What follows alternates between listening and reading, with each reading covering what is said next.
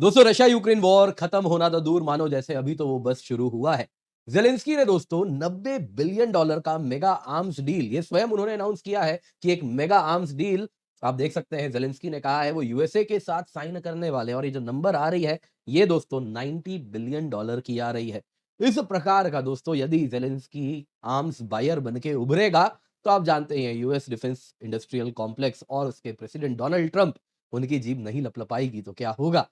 नतीजा यही है दोस्तों, जैसे ही ज़ेलेंस्की ने ये सब अनाउंस किया है उसके साथ यूएस ने कह दिया टोमाहॉक मिसाइल चाहिए, क्या बात करते हो? वो भी दे देंगे। मॉस्को हिट करना है, कर लेना, जो करना है करना। अब दोस्तों आज यूएस वाइस प्रेसिडेंट जेडी वांस ने स्वयं कहा है कि देखिए जहां तक बात है टोमाहॉक मिसाइल्स की, अब हम एक्टिवली कंसिडर कर रहे हैं। रशिया ने भी यहां पे कह दिया है कि यदि टोमाहॉक मिसाइल यूक्रेन को मिलता है तो क्या टारगेट डेटा कौन दे रहा है? क्या मान के चला जाए, क्या अमेरिका दे रहा है और क्या अमेरिका रशिया के खिलाफ यहाँ पे लड़ रहा है? आप देख सकते हैं दोस्तों काफ़ी ज़्यादा इस पे चर्चा भी हो रही है। यहीं पे दोस्तों इन सब से परेशान जानते हैं कौन है? EU, European union. क्योंकि दोस्तों ज़ेलेंस्की का तो बड़ा क्लियर है, जैसा आपने वो कहावत सुनी होगी, मुफ्त के चंदन घिस मेरे नंदन। तो कुछ वैसा ही है, ईयू यहाँ पे बिल है जो कि उसको भरना है। अमेरिका अगर आप देखें वो पैसे कमाने वाला है। ज़ेलेंस्की अगर आप देखें तो उसको बस पैसे उड़ाने हैं। तो यहाँ सबसे ज़्यादा परेशान यूरोपियन यूनियन है जो क्लियरली कह रहा है इतने पैसे यूएस को मदद करनी चाहिए। ये क्या यूएस ने लगा के रखा है कि नेटो का वॉर नेटो जाने। यूएस सबसे बड़ा मेंबर है नेटो का और ईयू अकेला यूक्रेन के इस वॉर को फाइनेंस नहीं कर पाएगा। ये भी अगर आप देखें तो बड़े ही क्लियरली टॉप ईयू डिप्लोमैट काया कलास ने कह दिया है, जो कि आप यहाँ पे देख सकते हैं। अब इसके साथ दोस्तों काफी सवाल पूछे जा रहे हैं कि ये वॉर किस ओर जाने वाला है। कल जैसा आपने सुना होगा रशिया ने 12 घंटे तक कीव के ऊपर non stop drone and missile attack किया है। तो ये वॉर दोस्तों कहीं से भी ऐसा नहीं लग रहा कि ये यहाँ पर रुकने वाला है। मानो जैसे इस वॉर में अब नई एनर्जी आती हुई यहाँ पर सब कुछ देख रही है। तो क्या हो रहा है आइए जरा आज के वीडियो में इसी पर चर्चा करते हैं। पर इससे पहले आगे बढ़े आप सभी से निवेदन है वीडियो लाइक करें, चैनल सब्सक्राइब करें, बेल आइकन अवश्य दबा दें। इसके सिवा दोस्तों आपके लिए हम इंडियन ज्योग्राफी और इंडियन पॉलिटी दोनों को बेस्ट कवरेज करने के लिए नए चैनल में जो कि यूपीएससी के लिए बनाया गया है वहां पर कर रहे हैं। पिन कमेंट में आप तक लिंक पहुंच गया है। दोस्तों 3 ज्योग्राफी के लेक्चर्स आ चुके हैं, पॉलिटी के भी 3 आ चुके हैं, ज्योग्राफी का भी चौथा जल्द ही जाने वाला है। तो जिन्होंने अब तक नहीं पढ़ा है जल्दी से जाइए, जाके इनको कंप्लीट कीजिए ताकि आप अगले लेक्चर के लिए रेडी हो सके। सबसे पहले दोस्तों देखते हैं 90 बिलियन मेगा आर्म्स डील के बारे में। सितंबर 28 की बात है, जेलेंस्की ने खुद अनाउंस किया कि यूक्रेन नेगोशिएट कर रहा है एक मेगा डील यूएस के साथ जिसके अंतर्गत 90 बिलियन डॉलर का आर्म्स यूक्रेन खरीदने वाला है। अब दोस्तों अगर आप देखें ना तो 90 बिलियन डॉलर ये अनप्रेसिडेंटेड फिगर है। इतना बड़ा आंकड़ा यूक्रेन ने नहीं देखा है। उसके लिए गेम चेंजर होगा जो कि जेलेंस्की ने स्वयं कह दिया। लॉन्ग टर्म यूएस सप्लाईज यदि वेपन्स के लिए आ गया तो ज़ेलेंस्की के लिए एक बहुत बड़ा जो सिरदर्द है वो खत्म हो रहा है। अभी क्या होता है दोस्तों अगर आप देखें तो ज़ेलेंस्की को हर बार देखना पड़ता है कौन वेपन्स देगा, फिर कहाँ से आएगा, 2 महीने की तैयारी होगी उसके बाद क्या होगा, तो लॉन्ग टर्म प्लान नहीं बना पाते। लेकिन इस तरीके से लॉन्ग टर्म यूएस सप्लाईज हो जाएँगे तो ज़ेलेंस्की कहीं न कहीं लॉन्ग टर्म वॉर के लिए पूर्ण रूप से तैयार भी हो जाएँगे। यहाँ पे एग्रीमेंट की खासियत क्या है? म्यूचुअल इंडस्ट्रियल बेनिफिट की भी बात की गई है जिसके अंतर्गत कुछ ड्रोन्स वगैरह जो यूक्रेन ने बनाने में महारत हासिल की है वो अमेरिका को भी दिया जाएगा। यानी अमेरिका भी कुछ टेक्नोलॉजी ट्रांसफर यूक्रेन से लेगा, ड्रोन्स बनाना भी यूक्रेन से लेने वाला है। इसके साथ दोस्तों एक तरफ तो डोनाल्ड ट्रंप के लिए बहुत बड़ा यहाँ पे बिग टिकट परचेज अमेरिका के लिए आने वाला है। अमेरिका फर्स्ट डॉक्ट्रिन को ज़ेलेंस्की ने दर्शा दिया है और इसीलिए अचानक से ट्रंप और ज़ेलेंस्की में प्रेम भी इतना अधिक बढ़ता हुआ दिख रहा है क्योंकि अब ज़ेलेंस्की है ना सिर्फ कटोरा लेके आने वाले व्यक्ति नहीं है जो पहले ट्रंप कहा करते थे। अब दोस्तों ये खरीदार हो चुके हैं, अब ये कस्टमर है, ये सेलर है। और अमेरिका में तो आप जानते ही हैं अभी उन्होंने क्या कहा था, America is the biggest customer of weapons, America is the biggest customer of world. तो फिलहाल तो यही biggest customer of American weapons बन गए हैं। तो क्लियरली काफी ज्यादा अमेरिका इज्जत दे रहा है। लेकिन सवाल यहां पूछा जा रहा है पैसा कहां से आएगा? लॉकहीड मार्टिन और रेथियन जो कि अमेरिकन कंपनीज हैं वो तो मोटा पैसा कमाएंगी, लेकिन ये पैसा आएगा कहां से? पर उससे पहले जरा देखते हैं आखिरकार मिल क्या रहा है जो इतना बड़ा गेम चेंजर होगा। देखिए दोस्तों सबसे पहले तो एयर डिफेंस सिस्टम की बात की जा रही है। कुछ एडिशनल पैट्रियट बैटरीज आने वाले हैं जो कि रशियन एरियल थ्रेट से यूक्रेन को बचाएंगे। लॉन्ग रेंज स्ट्राइक कैपेबिलिटीज की बात की जा रही है। कुछ प्रेसिजन गाइडेड म्यूनिशंस आ रहे हैं। डीप स्ट्राइक प्लेटफॉर्म्स भी आने वाले हैं और यहीं पर अगर आप देखें तो कुछ बात हो रही है इस तरफ भी कि जो कि जेडी वॉन्स ने ही कह दिया। अब तो कुछ है ना सुनने काना-फूसी वाली बात नहीं, अब तो पब्लिकली अवेलेबल है। टोमाहॉक मिसाइल्स आने वाले हैं। दोस्तों यहाँ पे अगर आप देखें तो जॉइंट प्रोडक्शन वेंचर्स भी कहा जा रहा है जिसके अंतर्गत यूक्रेन और अमेरिकन कंपनीज मिलके वेपन्स बनाएंगे। मिलके क्यों? क्योंकि यूक्रेन का जो फ्रंटलाइन इनोवेशन है, जो कि वॉर लड़ते वक़्त उसने कुछ फ्रूगल इनोवेशन वगैरह किया है, वो सारी चीज़ें अमेरिकन जो एंटरप्राइज़ेज़ हैं, जो अमेरिकन कॉर्पोरेट्स हैं, वो भी इंक्लूड करना चाहते हैं, जो कि war ready cutting edge weapons बनाने में उनके लिए मददगार साबित हो।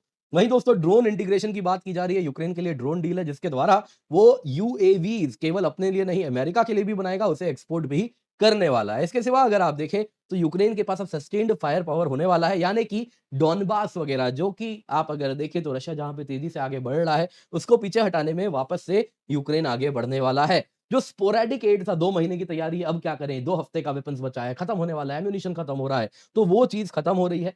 कहीं न कहीं सेल्फ सफिशिएंसी भी यूक्रेन हासिल कर रहा है, डोमेस्टिक प्रोडक्शन भी इसे बनाने वाला है। तो इसके साथ अगर आप देखें दोस्तों, तो यहाँ पे सबसे ज़्यादा गेम चेंजर है Tomahawk missiles. US vice president JD वांस उन्होंने कह दिया कि देखिए US actively Tomahawk cruise missiles Ukraine को देने का सोच रहा है। Current Ukrainian long range missile जानते हैं कौन-सा है? वो स्टॉर्म शैडो है, 300 किलोमीटर तक वो मार सकता है। लेकिन उसकी तुलना में अगर आप टोमाहॉक देखें तो 2500 किलोमीटर तक मारता है। हालाँकि सबसोनिक है, स्टिल्थ है, लेकिन इतना आसानी से दोस्तों डिटेक्ट नहीं होता, तो वो काफ़ी हद तक अगर आप देखें तो दुश्मन को तबाह कर ही देता है। कुछ समझें तो भारत का जैसा निर्भय क्रूज़ मिसाइल है, कुछ ऐसा ही सबसोनिक स्टिल्थ क्रूज़ मिसाइल है, कुछ वैसा ही टोमाहॉक भी है। अब दोस्तों अगर आप देखें तो इस प्रकार से काफ़ी ज़्यादा वॉर रेडी वेपन है। आप देख सकते हैं 91 इराक वॉर में 288 टोमाहॉक चलाए गए, वापस इराक में 725 चलाए गए, लिबिया में 124 चलाया गया, तो हर वॉर में यूएस एंड अलाइड पावर्स इसे यूज़ करते ही हैं। यानी कि जब यूक्रेन इसे इस्तेमाल करेगा, इसका मतलब है रशियन फ्रंट एक्सपोज़ होने वाला है। स्पेशली जो क्राइमिया में उसका लॉजिस्टिक्स हब है, वैसे ही ब्लैक सी फ्लीट है, वो सब वल्नरेबल होने वाले हैं। इनलैंड रिफाइनरीज़ हो गए, जो यूक्रेन कह रहे हैं क्रेमलिन के ऊपर मैं गोला गिराऊँगा, वो यही टोमाहॉक करके देगा। दोस्तों अगर आप देखें तो कीव से मॉस्को की दूरी जानते हैं कितनी है? अगर आप एरियल डिस्टेंस देखें ना, तो 800 किलोमीटर है। ये 2500 किलोमीटर तक मार सकता है। यानी कि काफ़ी ज़्यादा चांसेज़ हैं, जो वो धमकी दे रहे हैं, वो इसी के बदौलत दे रहे हैं। दोस्तों यूक्रेन अगर जो ऐसा कर रहा है, अमेरिका ऐसा वेपन्स दे रहा है, तो रशिया के लिए बहुत बड़ा एस्केलेशन है। अगर आप रशिया के क्रेमलिन के स्पोक्स पर्सन देखें, दिमित्री पेस्कोव, उन्होंने कह दिया कि देखिए रशिया एनालाइज़ करेगा कि आखिरकार यूक्रेन जब टोमाहॉक चलाएगा, तो वो किस डेटा के आधार पे चल रहा है। क्या यूक्रेन खुद से लॉन्च कर सकता है या अमेरिकन सोल्जर्स डिप्लॉयड हैं जो इसे चला रहे हैं? और ये सारी चीज़ें हम देखेंगे कि आखिरकार टारगेटिंग कौन कर रहा है और उसके बाद हम जज करेंगे, is America at war with us और नॉट? बेसिकली रशिया फँसा हुआ है। बोले तो बोले क्या, वही चीज़ यहाँ पे दिख रही है, अदरवाइज़ वो अभी बोल सकता था। अगर ऐसा किया यूएस ने, तो इसके लिए बहुत ज़्यादा रिपरकशंस होंगे, तो कुछ ऐसी बात वो बोल सकते थे, लेकिन वैसी चेतावनी नहीं आई। कहीं न कहीं ये भी दिख रहा है अगर आप ट्रंप को इस प्रकार से चैलेंज करते हैं, तो फिर तो वो डेफिनिटली कर ही देंगे। तो उनके ईगो का शायद ध्यान रख रहा है या कोई, है ना, 5D चेस यहाँ पे होता हुआ दिख रहा है, जो हम अभी अनुमान नहीं लगा पा रहे हैं। अब दोस्तों सवाल उठता है, बड़े-बड़े वेपन्स आ रहे हैं, पैसा कहाँ से आ रहा है? पैसा देखिए दोस्तों, नेटो अलाइज़ ने साफ-साफ कह दिया है कि देखिए यूएस वेपन्स हैं, हम यूएस से खरीद लेंगे, फिर हम यूक्रेन को दे देंगे। अब दोस्तों यूएस इसमें खूब मुनाफ़ा कमाने वाला है, उनकी जो वेपन्स कंपनीज़ है, डिफेंस इंडस्ट्रियल कॉम्प्लेक्स है, मोटा मुनाफ़ा कमा रही हैं। पैसे कौन दे रहा है?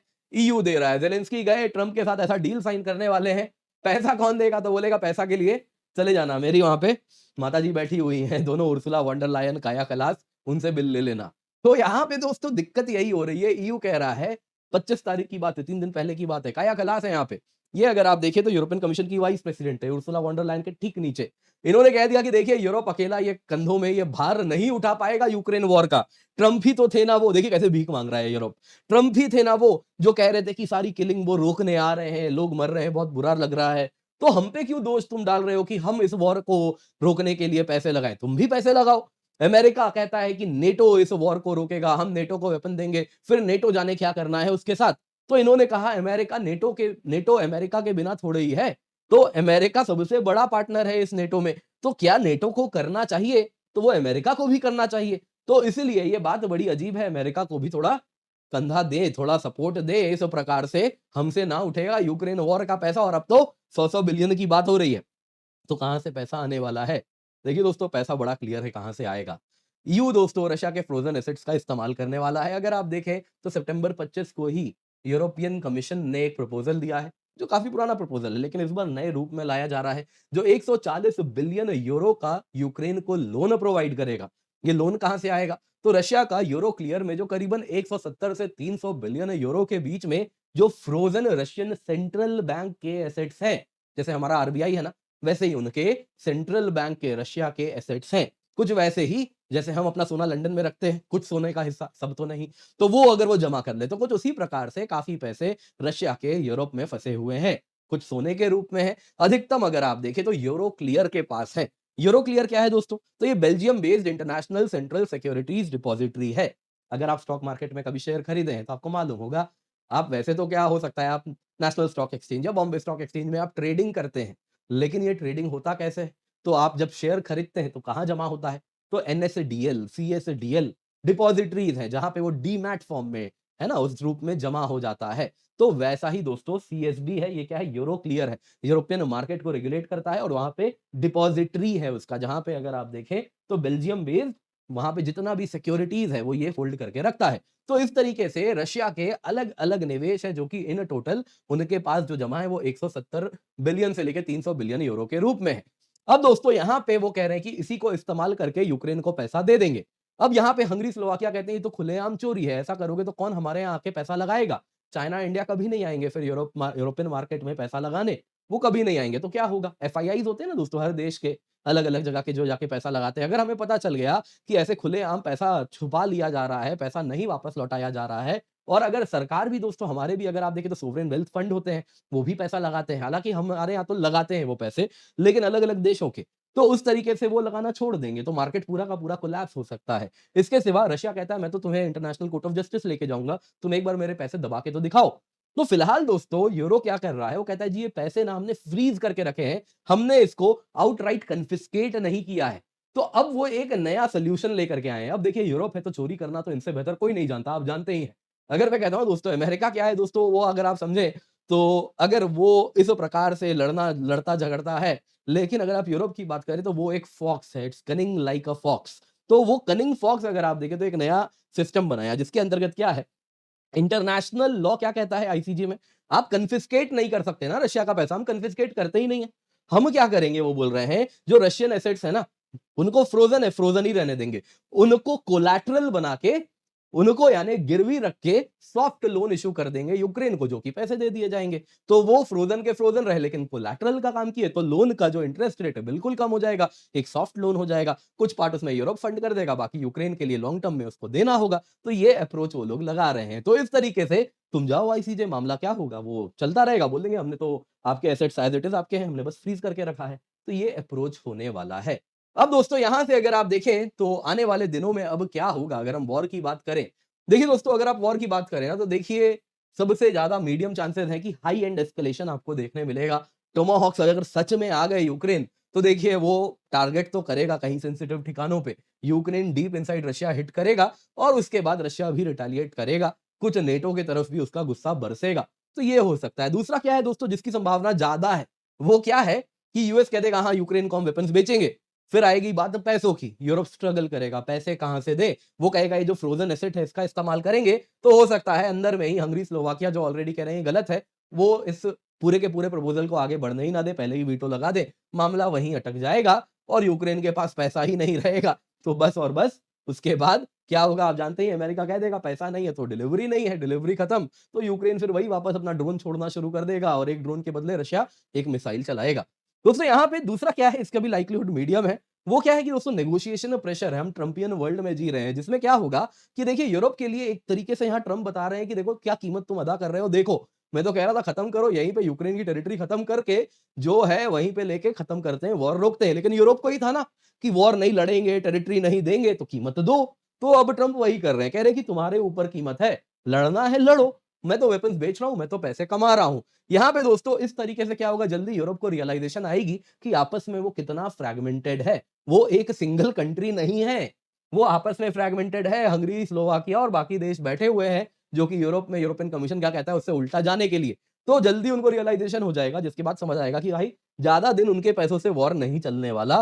तो इस तरीके से क्या होगा कि देखिए एक तरफ क्या यूक्रेन के लिए जो यूरोपियन सपोर्ट है वो भी खत्म होगा, दूसरी तरफ रशिया के ऊपर भी उनको भी एक धमकी दे दी कि देखो लॉन्ग रेंज वेपन्स आ रहे हैं, मॉस्को के ऊपर अब टोमाहॉक गिरेंगे, सोचो क्या होगा। तो उनके लिए भी एक कारण बनता है कि वो भी टेबल पे आएँ। तो कुछ उस तरफ भी चीज़ें हो सकता है चली जाएँ। आपको क्या लगता है? कमेंट करके अवश्य बताइएगा। बाकी दोस्तों यहाँ पे आपके लिए अनअकैडमी शिक्षा महोत्सव आ गया है।